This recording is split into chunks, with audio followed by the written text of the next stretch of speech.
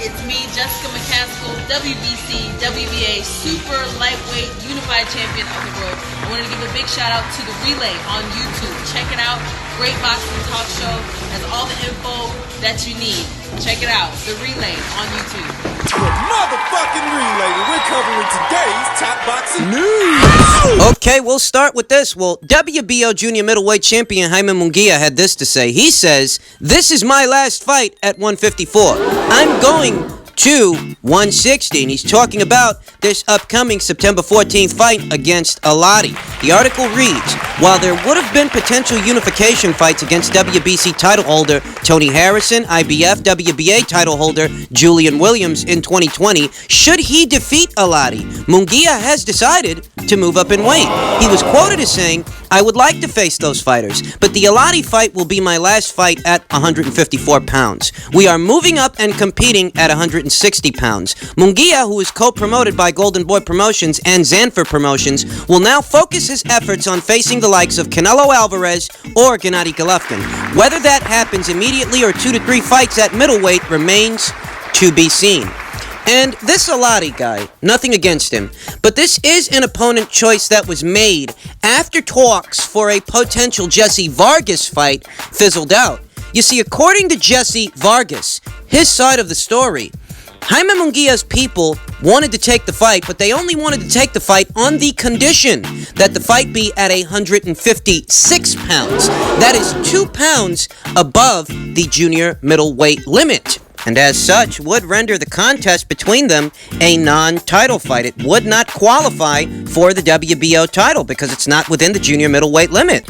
Jesse Vargas, in regards to the fight fizzling out, was quoted as saying, he wanted to fight at 156. So at 156, it wasn't for the title, so it doesn't really matter. It has to be at 154 on the dot, and we would have made the fight. He decided to not go lower than 156 pounds with me, but confirmed the fight against this other gentleman at 154 pounds, so it doesn't make any sense. The only thing that I got out of this is that his team was afraid that their fighter would take a defeat against me, but ultimately I think that it is up to us fighters to decide who we fight. If he was willing to fight me, he should have just stuck to his ground and said that. I want to fight Jesse Vargas because it was a very significant fight for both of us. I have a name and he has a title and people would have tuned in to watch. Vargas told BoxingScene.com. These are just my thoughts. That's Jesse Vargas' side of the story, you understand, so you have to take everything you hear with a grain of salt, that is just one side of the story. But on the premise that that side of the story checks out, on the premise that they had certain weight stipulations for Jesse Vargas that are not in play for this Alati guy, it is compelling. I mean, Jesse Vargas is already the naturally smaller guy. This is a guy who just moved up from 147 pounds not that long ago. So if it's true that Jaime Munguia's team wanted to fight with him at 156, the question is why? Why Vargas at 156 and Alati at 154? What are you trying to do here? What are you trying to achieve? What the hell's going on? Jaime Munguia's team has to know that Jesse Vargas has aspirations of becoming a 3-division champion, that he doesn't want to just fight Jaime for the sake of fighting Jaime. He wants to fight him because he has a world title. But if Jaime's team stipulates that the fight be above the junior middleweight limit, well, that renders it a non-title fight, and in that way, a non-starter for Jesse Vargas. Thus, the fight won't be appealing. It won't be attractive to Jesse Vargas. You know, so were they trying to sabotage the fight? I mean, if the story checks out, if they did in fact stipulate that it has to be at 156 or no fight, whereas they turn right around and have a fight at 154 against Alati, yeah, one way you can interpret it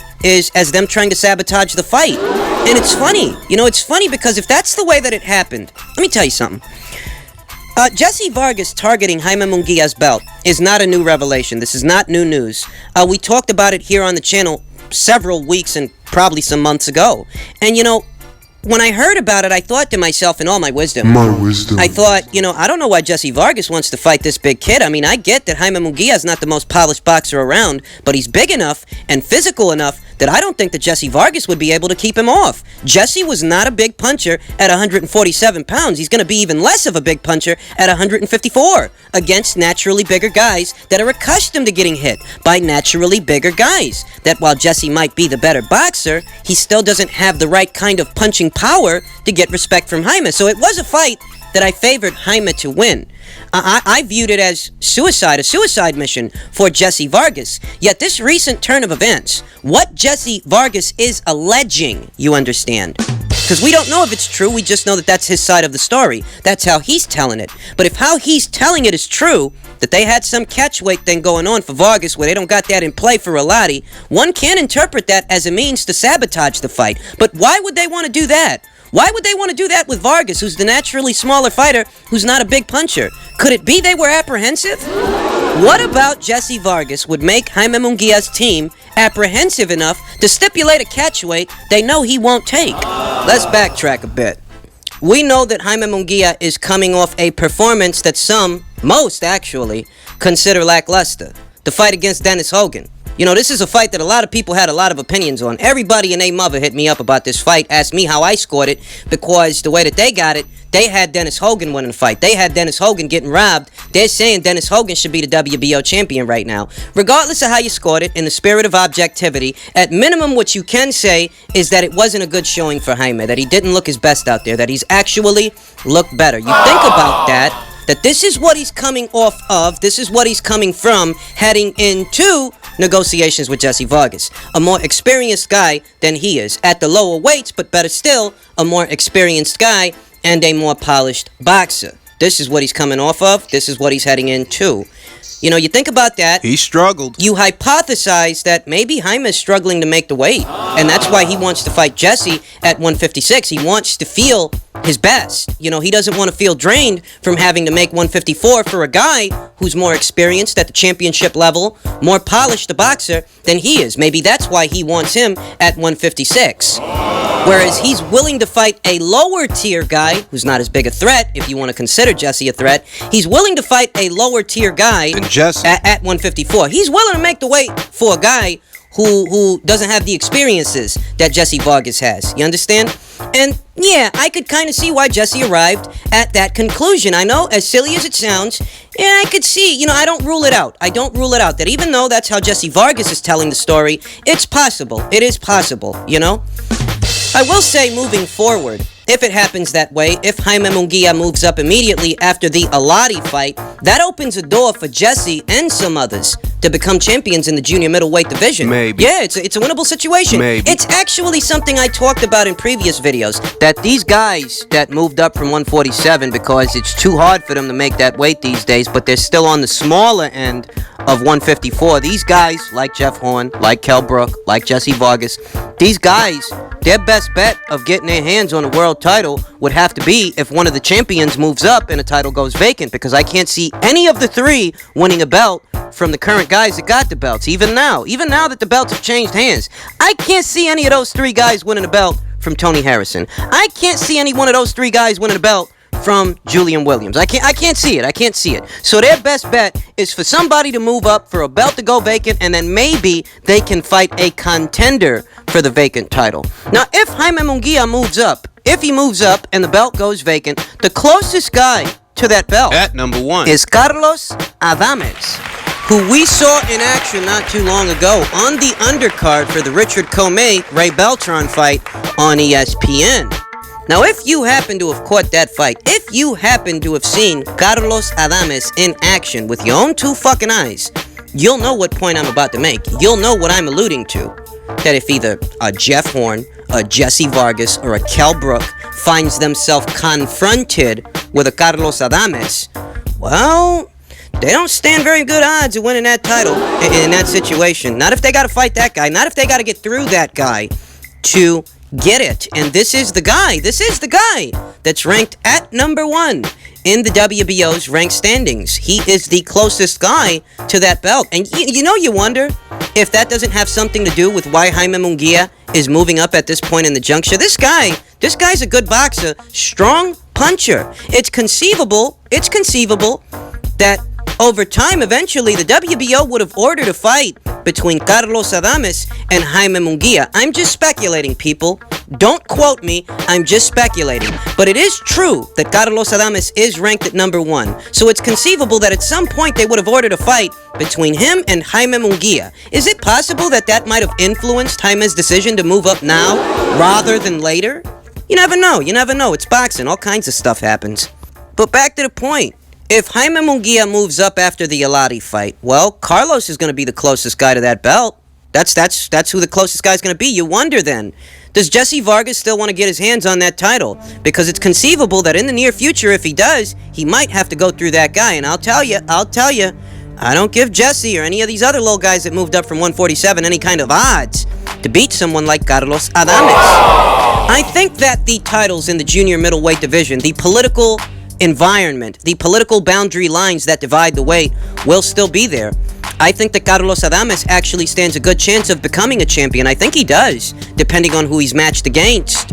You know, if and when Jaime moves up, it's conceivable that Carlos might actually be in contention for that vacant title. And if he wins it, well, he's a top-ranked guy. So it's still more or less the same situation it's always been. The titles at 154 and unifying them will remain elusive. It will remain difficult. Because the other three titles, they're on the PBC side of the street. And we all know how much the PBC loves Top Rank, right? We all know how much they love working with them, right? So, I don't know, man. Jesse, Jeff, Cal, those guys are in a tough spot, man. I mean, they really are.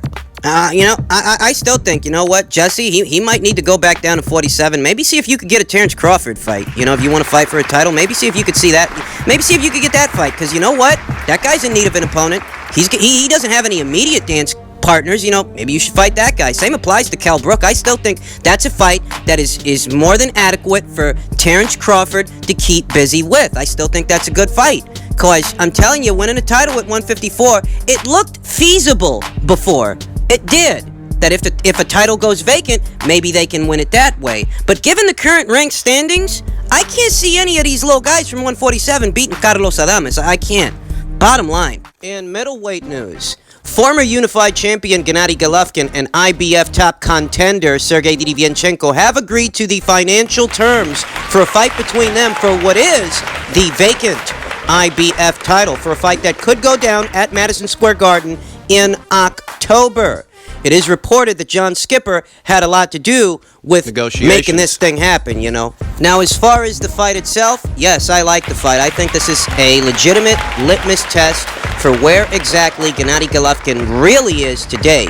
A lot of people saw that Steve Rolls fight. They got over-enthusiastic. They got excited. And Golovkin's fans often do this. They'll see him go in there and starch a guy like Vargas. They'll see him go in there and starch a guy like Steve Rolls and tell themselves that this is the best guy in the world. He's a monster. He's this, he's that. When those are guys that have done absolutely nothing of note in the middleweight division. So Golovkin, however he looks against them, isn't something that you can read too much into. There's nothing wrong with Golovkin having fought Steve Rolls as a tune-up fight, as a fight to shake off the cobwebs, because he hadn't had a fight since the second Canelo fight, you understand, since the Canelo rematch. So that he was tuning up with that guy, I got no complaints about that. It's just that regardless of how he looked, good, bad, or otherwise, that's not the kind of fight with that kind of an opponent that you can read too much into. Whereas with Sergey's no house of cards. This guy's not going to fall apart with the first hard shot that lands. This guy went 12 rounds with Daniel Jacobs. He did stop Turiano Johnson, yet another experienced guy at the weight. So as far as opponent options go, I have no complaints about Sergey Derevyanchenko as an opponent. I have no complaints about the fight itself. In fact, I think the fight is going to be very entertaining because of how both of these guys operate. Sergey's a puncher. Golovkin's a puncher. You get two punchers in there, what do you think's going to happen? It's going to be a great fight. I think it's going to be a great fight. We'll get into a breakdown as the fight date approaches, but I have no complaints about this situation. I will say, however, that while I have no complaints about the fight, I don't think this in and of itself is going to allay all of Golovkin's critics. The ones who want to see him fight Jermall Charlo, who stands today as WBC's middleweight champion. There's a precedence for that fight, let's be honest.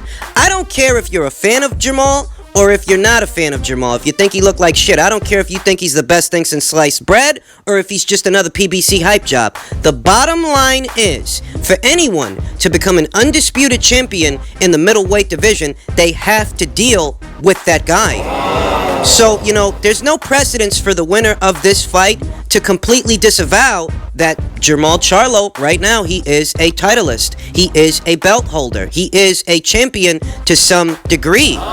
Demetrius Andrade has to acknowledge it. The winner of this fight has to acknowledge it. And Canelo Alvarez himself, the WBA and Ring Magazine middleweight champion, he has to acknowledge it. Somebody's going to have to deal with that guy. For what it's worth, I think it's a winnable fight for Canelo. I think it's a winnable fight for Golovkin. You know, Jermall Charlo, yeah, I can see a scenario where they beat that guy. I don't think that there's as much to be afraid of in Jermall as there is to have to deal with in Demetrius. That guy's a handful. I know what you're thinking. That if Gennady Golovkin becomes a champion again in October, that more or less sets the stage for the rubber match with Canelo. And to that, Oscar De La Coca said, you know, he does feel that it's a fight that will come off eventually. Canelo Alvarez being the kind of warrior that he is, the kind of guy that he is, it's something he'll get to, though he can't get a fix on when that will be. And that the decision itself rests entirely with Canelo. It's his choice. It's up to him. It's his decision to make. And you get the sense that Canelo Alvarez is not a guy that can be strong-armed into a situation by either Golden Boy or DAZN. DAZN, who really want that fight in and of itself is a big part of their bottom line in the middleweight division, delivering that fight to the fans so that they can get some more subscribers. And, you know, maybe the fight happens. I'm still no more excited about it than I was before. I think that the fight needs something. I think that the fight needs to be for the undisputed middleweight championship for me to look at it with any kind of intrigue, with any kind of interest. Because, you know, if Golovkin couldn't knock this guy out in the first fight, and he couldn't knock him out in the second fight, if he goes into a third fight and he's an older guy than he was in those fights, it's likely going to go to the cards. And when it does, you know what's possible. You know what could happen. Another controversial situation. And I'm tired of those controversial situations. I want to see another one. I'm not telling you that I think it's fair or that I think it's right. I'm of the opinion that Gennady Golovkin won the first fight and the second fight could have went either way. But better still, this is the reality of it. If you go in there with Canelo and he's still standing by the end of the 12th round, there's a good chance something funny might happen. So what are the odds that Gennady Golovkin can stop Canelo, take it out of the judge's hands in a third fight where he couldn't do that in the first or the second fight? This is reality, people, whether you like it or not. This is the reality of fighting Canelo Alvarez. These are the risks you take on when you make him the focal point of your efforts. This is the risk that you're running. This is what you're gambling. Whether you guys as fans want to acknowledge it or not, this is the reality of things. And, you know, I'm just not as intrigued by the proposition of a third fight than what other endeavors both these fighters could take, respective of each other, independent of each other. That the only fight for Gennady Golovkin out there is not a Canelo fight, and the only fight for Canelo that's out there is not a Golovkin fight. There are other intriguing options, other possibilities. So for a third fight to entice me, intrigue me as a boxing fan, there would have to be something else on the line that was not on the line before, because we've been there and done that.